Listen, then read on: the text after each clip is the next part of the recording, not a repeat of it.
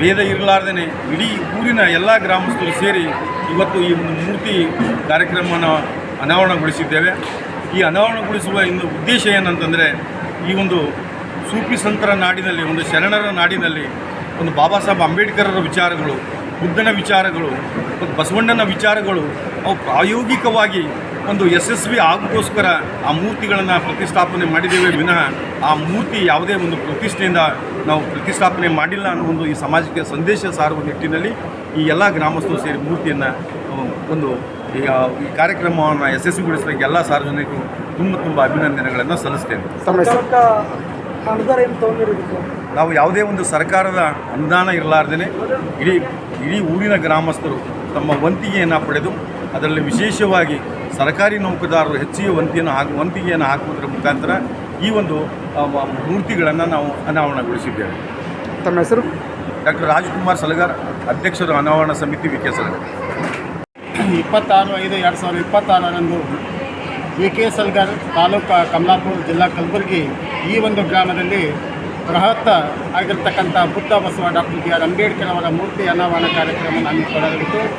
ಈ ಕಾರ್ಯಕ್ರಮವನ್ನು ಸ್ಥಳೀಯ ಶಾಸಕರು ಮತ್ತು ಅಧಿಕಾರಿಗಳು ಈ ಒಂದು ಕಾರ್ಯಕ್ರಮವನ್ನು ಉದ್ಘಾಟಿಸಿ ಒಂದು ಬಹಿರಂಗ ಸಭೆಯನ್ನು ನಡೆಸಿ ಈ ಕಾರ್ಯಕ್ರಮದಲ್ಲಿ ಬುದ್ಧ ಬಸವ ಮತ್ತು ಅಂಬೇಡ್ಕರ್ ಅವರ ವಿಚಾರಗಳನ್ನು ಸನ್ಮಾನ್ಯ ಶ್ರೀ ಜ್ಞಾನ ಪ್ರಕಾಶ್ ಸ್ವಾಮೀಜಿಯವರು ಕೂಡ ಈ ವಿಚಾರಗಳನ್ನು ಅಂದರೆ ಅಂಬೇಡ್ಕರ್ ಅವರ ವಿಚಾರಗಳು ಸದಾ ಯಾವತ್ತೂ ಕೂಡ ಅಮರವಾಗಿರ್ತಕ್ಕಂಥವು. ಜೀವನದಲ್ಲಿ ಅವರ ವಿಚಾರಗಳನ್ನು ಅಳವಡಿಸಿಕೊಂಡು ಏನಾದರೂ ಒಂದು ಸಾಧನೆಯನ್ನು ಮಾಡುವ ಪ್ರಯತ್ನವನ್ನು ಮಾಡಬೇಕು ಅಂತಕ್ಕಂಥ ಸ್ವಾಮೀಜಿ ಜ್ಞಾನಪ್ರಕಾಶ್ ಸ್ವಾಮೀಜಿಯವರು ಹೇಳಿರ್ತಕ್ಕಂಥದ್ದು. ಅದೇ ರೀತಿಯಾಗಿ ಇವತ್ತಿನ ಈ ಒಂದು ಕಾರ್ಯಕ್ರಮದಲ್ಲಿ ಪೂಜ್ಯ ಮಹಾಪೌರವರು ಕೂಡ ಆಗಮಿಸಿದರು. ಅದೇ ರೀತಿಯಾಗಿ ಇನ್ನೂ ಹಲವು ರಾಜಕಾರಣಿಗಳು ಮತ್ತು ಕಾಂಗ್ರೆಸ್ಸಿನ ಮುಖಂಡರು ಮತ್ತು ಇನ್ನಿತರ ಪಕ್ಷದ ಮುಖಂಡರು ಕೂಡ ಈ ಒಂದು ಕಾರ್ಯಕ್ರಮಕ್ಕೆ ಆಗಮಿಸಿರ್ತಕ್ಕಂಥದ್ದು ಭಾಳ ಸಂತೋಷದ ವಿಷಯ. ಜೊತೆಗೆ ಈ ಸುತ್ತಮುತ್ತಲಿನಲ್ಲಿ ಇರ್ತಕ್ಕಂಥ ವಿವಿಧ ಗ್ರಾಮಗಳಿಂದ ಹಲವಾರು ಸುಮಾರು ಜನಸಂಖ್ಯೆ ಈ ಒಂದು ಕಾರ್ಯಕ್ರಮದಲ್ಲಿ ಭಾಗಿಯಾಗಿ ಮತ್ತು ವಿ ಕೆ ಸಲಗಾರ್ ಗ್ರಾಮಸ್ಥರಿಂದ ಕೂಡ ಭಾಳ ಒಂದು ಮೆಚ್ಚುಗೆಯನ್ನು ಪಡುವಂಥ ವಿಷಯವನ್ನು ಆಗಿರ್ತಕ್ಕಂಥದ್ದು. ಕಾರಣ ಇಂಥ ಒಂದು ಐತಿಹಾಸಿಕ ಕಾರ್ಯಕ್ರಮ ಈ ಒಂದು ಭಾಗದಲ್ಲಿ, ಅದರಲ್ಲಿ ಪ್ರಮುಖವಾಗಿ ಒಂದು ವಿ ಕೆ ಸಲಗಾರ್ ಗ್ರಾಮದಲ್ಲಿ ಆಗಿರ್ತಕ್ಕಂಥದ್ದು ಒಂದು ಹೆಮ್ಮೆಯ ವಿಷಯ ಅಂತ ಹೇಳ್ತಕ್ಕಂಥದ್ದು.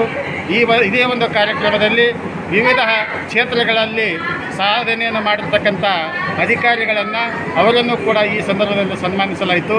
ಜೊತೆಗೆ ಇತ್ತೀಚೆಗೆ 2025-26ನೇ ಶೈಕ್ಷಣಿಕ ಸಾಲಿನಲ್ಲಿ ಪಾಸಾಗಿರ್ತಕ್ಕಂಥ 10ನೇ ಮತ್ತು PUC ವಿದ್ಯಾರ್ಥಿಗಳು ಅತಿ ಹೆಚ್ಚು ಅಂಕಗಳನ್ನು ಪಡೆದಿರ್ತಕ್ಕಂಥ ವಿದ್ಯಾರ್ಥಿಗಳಿಗೆ ಒಂದು ಗೌರವಪೂರ್ವಕವಾಗಿ ಅವರಿಗೂ ಕೂಡ ಸನ್ಮಾನವನ್ನು ಈ ಸಂದರ್ಭದಲ್ಲಿ ಮಾಡಲಾಯಿತು.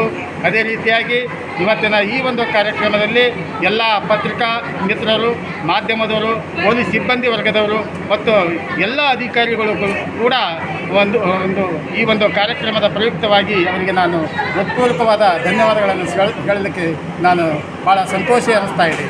ಕಾರಣ ಇಷ್ಟೇ, ಶಿಕ್ಷಣ, ಸಂಘಟನೆ, ಹೋರಾಟ ಯಾವತ್ತೂ ಕೂಡ ನಮ್ಮ ಮಂತ್ರ ಆಗಬೇಕು ಅಂತಕ್ಕಂಥ ಡಾಕ್ಟರ್ ಬಾಬಾ ಸಾಹೇಬ್ ಅಂಬೇಡ್ಕರ್ ಅವರು ಹೇಳಿರ್ತಕ್ಕಂಥದ್ದು. ಆಸೆ ದುಃಖಕ್ಕೆ ಮೂಲ ಕಾರಣ ಅಂತಕ್ಕಂಥ ಮಹಾತ್ಮ ಗೌತಮ್ ಬುದ್ಧರವರು ಹೇಳಿರ್ತಕ್ಕಂಥದ್ದು. ಕಾಯಕವೇ ಕೈಲಾಸ ಅಂತಕ್ಕಂಥ ವಾಕ್ಯವನ್ನು ಹೇಳಿರ್ತಕ್ಕಂಥ ಶ್ರೀ ಕ್ರಾಂತಿಯೋಗಿ ಬಸವಣ್ಣನವರು ಈ ಎಲ್ಲ ಒಂದು ವಿಚಾರಗಳನ್ನು ಅಳವಡಿಸಿಕೊಂಡು ಇವತ್ತು ಬೃಹತ್ವಾಗಿ Buddha Basava doctor B R Ambedkar ಅವರ ಮೂರ್ತಿ ಅನಾವರಣ ಕಾರ್ಯಕ್ರಮ ಜರುಗಿತು.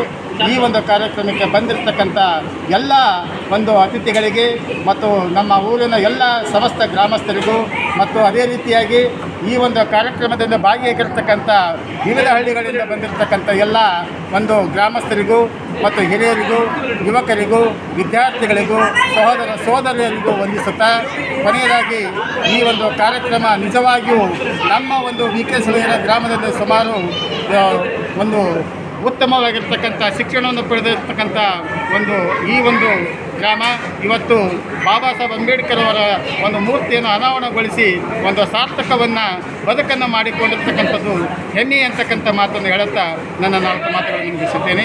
ನನ್ನ ಹೆಸರು ಡಾಕ್ಟರ್ ಬಲ್ಗೀಮ್ ಸಾಂಗ್ಲಿ, ಗೌರವ ಅಧ್ಯಕ್ಷರು, ಈ ಒಂದು ಸಮಿತಿಯ ಡಾಕ್ಟರ್ ಬಿ ಆರ್ ಅಂಬೇಡ್ಕರ್ ಸಮಿತಿಯ ಗೌರವ ಅಧ್ಯಕ್ಷರು. ಅಂಬೇಡ್ಕರ್ ವಿಷಯಗಳು ಮಾತ್ರ ಎಲ್ಲೂ ಈಚೆ ಬರಬಾರದು. ಬರೀ ಮೂರ್ತಿಗಳಲ್ಲೇ ಆ ವಿಷಯಗಳನ್ನು ಕಟ್ಟಾಕಿ ಇದು ಒಂದು ದೊಡ್ಡ ಷಡ್ಯಂತ್ರ. ಈ ಷಡ್ಯಂತ್ರ ಹೆಂಗ್ ನಡೆದಿದೆ ಅಂದ್ರೆ, ಪುತ್ಥಳಿಗೆ ಅಂಬೇಡ್ಕರ್ ವಿಷಯಗಳನ್ನ ಸೀಮಿತ ಮಾಡೋದು, ಅಂಬೇಡ್ಕರ್ ಪುಸ್ತಕವನ್ನ ಯಾರ ಕೈಗೂ ಕೊಡಂಗಿಲ್ಲ. ಮೆರವಣಿಗೆಗೆ ಅಂಬೇಡ್ಕರ್ ಸೀಮಿತ ಮಾಡೋದು, ಅಂಬೇಡ್ಕರ್ ಬರವಣಿಗೆ ಕಡೆ ಯಾರಿಗೂ ಮುಖ ಮಾಡಕ್ ಬಿಡಂಗಿಲ್ಲ. ಇದು 75 ವರ್ಷದಲ್ಲಿ ನಡೆದಿದೆ. 135 ವರ್ಷ ಆಯ್ತು ಬಾಬಾ ಸಾಹೇಬರು ಹುಟ್ಟಿ. ಬಾಬಾ ಸಾಹೇಬರ ಸಂವಿಧಾನ ಬಂದು ಇಷ್ಟು ವರ್ಷ ಆಯ್ತು. ಈ ದೇಶದಲ್ಲಿ ಒಬ್ಬ ಸ್ಪೃಶ್ಯ ಮುಖ್ಯಮಂತ್ರಿ ಆಗ್ಲಿಕ್ಕೆ ಕಾರಣ ಯಾಕಾಗಿಲ್ಲ? ಒಬ್ಬ ಪ್ರಧಾನಮಂತ್ರಿ ಯಾಕಾಗಿಲ್ಲ? 135 ವರ್ಷ ಆಯ್ತು ಬಾಬಾ ಸಾಹೇಬ್ ಜಯಂತಿ ಮಾಡ್ತಿದ್ದೀವಿ. ಸುಪ್ರೀಂ ಕೋರ್ಟ್ ನಲ್ಲಿ ಯಾರಿದ್ದಾರೆ? ರಾಜ್ಯಾಂಗದಲ್ಲಿ ಯಾರಿದ್ದಾರೆ? ಕಾರ್ಯಾಂಗದಲ್ಲಿ ಯಾರಿದ್ದಾರೆ? ಶಾಸಕಾಂಗದಲ್ಲಿ ಯಾರಿದ್ದಾರೆ? ಕೇಂದ್ರೀಯ ವಿಶ್ವವಿದ್ಯಾಲಯಗಳಲ್ಲಿ ಯಾರಿದ್ದಾರೆ? ಸಂವಿಧಾನ ಜಾರಿ ಆಗೋ ಜಾಗದಲ್ಲಿ ಯಾರಿದ್ದಾರೆ? ನೀವು ಅಂಬೇಡ್ಕರ್ ಫೋಟೋಗಳನ್ನು ಇಟ್ಕೊಂಡು ಬೀದಿಯಲ್ಲಿ ನಿಂತಿದ್ದರೆ ಹೊರತು ಸಂವಿಧಾನವನ್ನ ಎದೆಗೆ ಒಪ್ಪಿಕೊಂಡು ಶಾಸನ ಸಭೆಯಲ್ಲಿಟ್ಟು ಸಂವಿಧಾನ ಜಾರಿ ಆಗೋ ಜಾಗದಲ್ಲಿ ಇದ್ದಿದ್ರೆ ಅಂಬೇಡ್ಕರ್ ಮೂರ್ತಿಗೆ ಜೀವ ಬರ್ತಾ ಇತ್ತು. ಅಂಬೇಡ್ಕರ್ ಜೀವಂತ ಇರ್ತಾ ಇದ್ರು. ಅಂಬೇಡ್ಕರ್ ಜೀವಂತ ಇರೋದು ಪುತ್ಥಳಿಯಲ್ಲ, ಅಂಬೇಡ್ಕರ್ ಜೀವಂತ ಇರೋದು ಪುಸ್ತಕದಲ್ಲಿ. ಅಂಬೇಡ್ಕರ್ ಜೀವಂತ ಇರೋದು ಮೆರವಣಿಗೆಯಲ್ಲ, ಅಂಬೇಡ್ಕರ್ ಜೀವಂತ ಇರೋದು ಬರವಣಿಗೆಯಲ್ಲಿ. ಅಂಬೇಡ್ಕರ್ ಜೀವಂತ ಇರೋದು ಡಿಜೆ ಡ್ರಿಂಕ್ಸ್ ಡ್ಯಾನ್ಸರ್ ಅಲ್ಲ, ಅಂಬೇಡ್ಕರ್ ಜೀವಂತ ಇರೋದು ನಿಮ್ಮ ಮಕ್ಕಳ ಕೈಯಲ್ಲಿ ಕೊಟ್ಟಿರುವ ಪೆನ್ನಲ್ಲಿ. ಪೆನ್ನಲ್ಲಿ ಕಟ್ ಮಾಡಿ ಅಂತ ಹೇಳಿ ಮನೆಯಿಂದ ಹೊರಗೆ ಹೋಗ್ತಾರ. ಸ್ನೇಹಿತರೆ ಹೋಗಿ ಕರೆಂಟ್ ಕೂತಾರ, ನಲ್ಲಿ ಕನೆಕ್ಷನ್ ಕೂತಾರ. ಊರೊಳಗೆ ಯಾವ ಮನೆಯಲ್ಲೂ ಕರೆಂಟ್ ಇಲ್ಲ, ನಲ್ಲಿ ಕನೆಕ್ಷನ್ ಇಲ್ಲ. ಚಾಮರಾಜನಗರದಲ್ಲಿ ಹೋಗಿ ನೀರಿನ ಕನೆಕ್ಷನ್ ಕೊಡ್ತಾರ. ಅದಾದ ಒಂದೇ ಭಾಗದಲ್ಲಿ ಹೇಳಿ ನನ್ನ ಮಾತು ಮುಗಿಸ್ತೇನೆ. ಸಂಸ್ಕಾರ ಮತ್ತು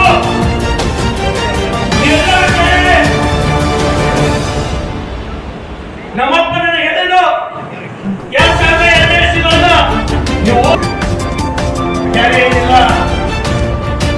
ಆ ಮಾತು ನಾವು ನೆನಪಿಟ್ಕೊಂಡಿದ್ದೀವಿ. ನಾವು ನಾನು ಹಿಂದೆ ತರಗತಿಗಳಿಂದ ಸರ್ ಪಾಠ ಮಾಡಿದ್ರು, ಡಾಕ್ಟರ್ ಬಾಬಾ ಸಾಹೇಬ್ ಅಂಬೇಡ್ಕರ್ ಬಗ್ಗೆ ಪಾಠ ಮಾಡಿದ್ರು.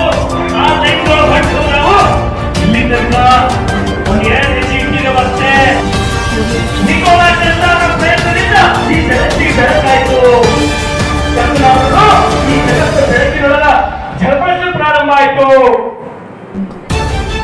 ಇವತ್ತು ನಮ್ಮಂತವ್ರ ಪಾಲಿಗೆ